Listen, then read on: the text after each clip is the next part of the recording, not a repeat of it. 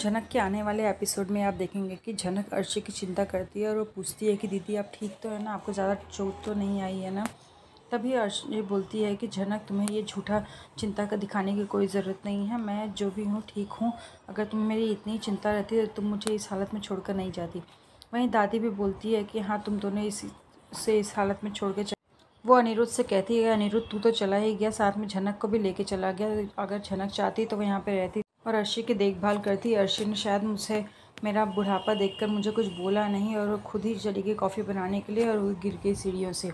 उसने मेरी उम्र का लिहाज किया इसलिए मुझे कुछ नहीं बोला, नहीं तो मैं तो यहाँ कमरे में ही बैठी हुई थी।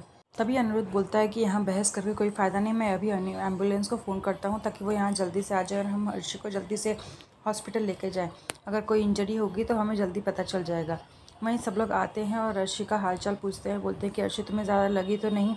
तो अर्शी बोलती है कि नहीं, मैं बहुत परेशान हूँ, मुझे पता नहीं क्यों पेन हो रहा है और मुझे कुछ नहीं समझ में आ रहा है कि हाँ मेरे साथ में क्या हुआ। लोग अनिरुद्ध को दोषी ठहराते हैं तो अनिरुद्ध बोलता है मुझे समझ में नहीं आ रहा है आप लोग कैसी बातें कर रहे हैं। जो हादसा हुआ है वो हादसा कभी भी कहीं भी हो सकता था। मैंने अर्शी को बोला था कि वो मेरे साथ में चले, लेकिन वो मेरे साथ में नहीं चली, उसकी वजह से ये हादसा हो गया।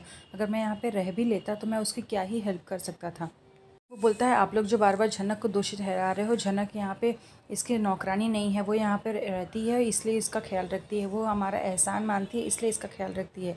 आप लोग उसे बार बार नौकरानी मत बोलिए। अभी अर्शी की माँ भी झनक को सपोर्ट करती है, बोलती है अर्शी इसमें तुम्हारी गलती है, इस बार मैं तुम्हें गलत मानूंगी। ये तुम्हारी गलती है कि तुम बार बार झनक को बोल रही हो उसे अपना ख्याल रखने के लिए। झनक तुम्हारी नौकरानी नहीं है, वो तुम्हारी बहन है और वो अपने दिल से तुम्हारा ख्याल रखना चाहती है। वहीं बड़ों माँ भी बोलती है कि हाँ मैं भी चाहती थी कि मैं यहाँ पे रुक जाऊँ, लेकिन तुमने मुझे मना कर दिया। तुम बार बार झनक को बोल रही है क्या झनक की अपनी ज़िंदगी नहीं है, वो अपनी ज़िंदगी नहीं जी सकती है।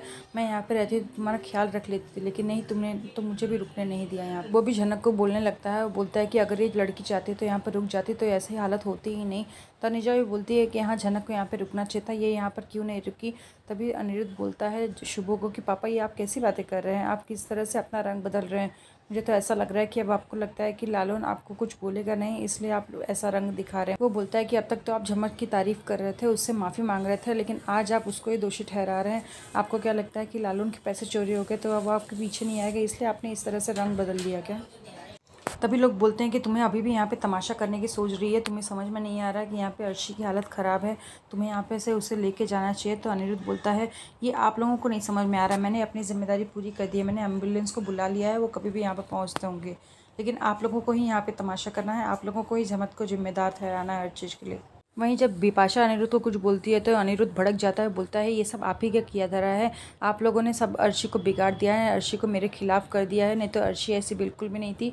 और आपने ही इसके कान भरे हैं ना कि मैं वहाँ पर झनक के साथ में अय्याशी कर रहा था।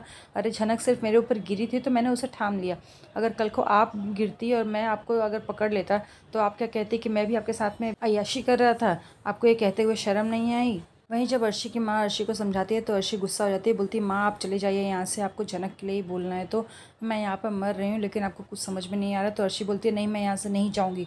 वो चिल्लाने लगती है, वो बोलती है मेरी दोनों बेटियाँ यहाँ पे हैं, एक मुसीबत में है और एक पर इल्ज़ाम लगाया जा रहा है, मैं यहाँ से नहीं जाऊँगी और तुम गलत हो इसलिए मैं तुमको बोल रही हूँ। अर्शी झनक तुम्हारी नौकरानी नहीं है, वो तुम्हारी बहन है, वो खुशी से तुम्हारा ख्याल रखना चाहती है, लेकिन तुम उसको नौकरानी बनाकर रख दिया। तभी जब एम्बुलेंस आ जाती है लोग अर्शी को लेकर जाने लगते हैं तो झनक बोलती है मैं भी चलती हूँ अर्शी दीदी आपके साथ में। अर्शी बोलती है नहीं तुम मेरे साथ नहीं आऊँगी, तुम दूसरे कार में आओगे। तभी लोग बोलते हैं कि नहीं वहाँ पे जाकर ये करेगी भी क्या? बिपाशा बोलती है वो यहाँ पे जाकर क्या करेगी? तो बोलती है नहीं मुझे वहाँ पर एक हेल्पर की ज़रूरत रहेगी ना, वहाँ पे वो इसलिए आएगी। ये सुनकर अनिरुद्ध को फिर से बुरा लगता है कि अर्शी अभी भी नहीं बदली हुई है।